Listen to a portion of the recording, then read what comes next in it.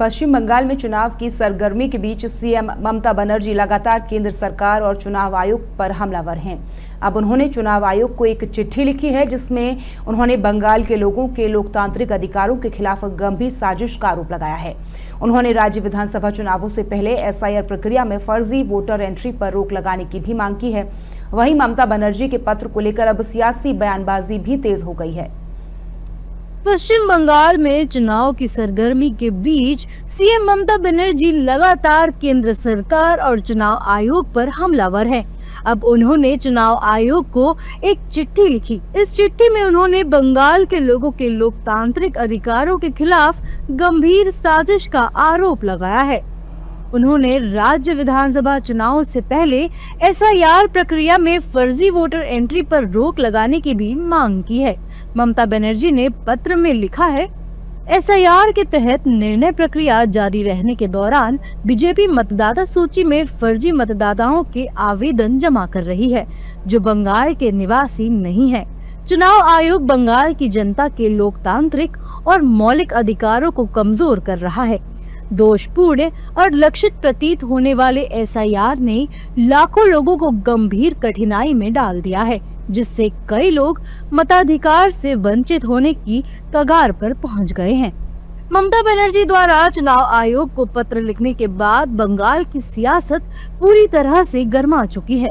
BJP और उसके सहयोगी दलों के नेताओं ने कहा है कि राज्य में चुनाव आते ही ममता दीदी ड्रामा करने पर उतर जाती हैं। This is, I think, 4th or 5th time. I could not remember what is the number of the letters she is sending.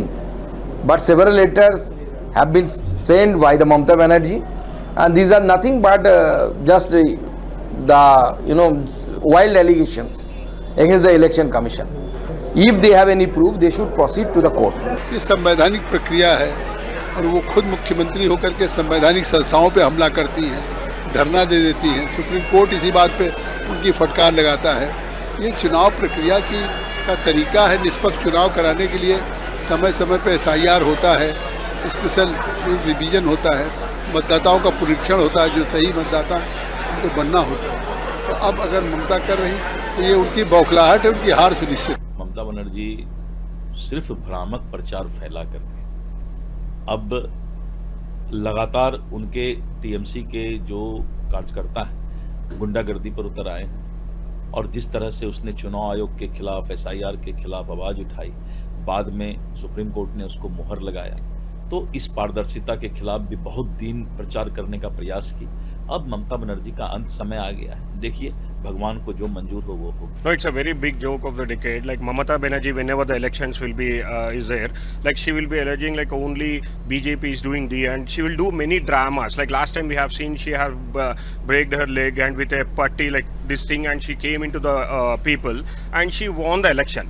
So every time it won't work out. People of the West Bengal has already decided to defeat the Mamata Banerjee and make her to sit in the home. हालांकि TMC नेताओं ने CM Mamata Banerjee के आरोपों को सही करार दिया है।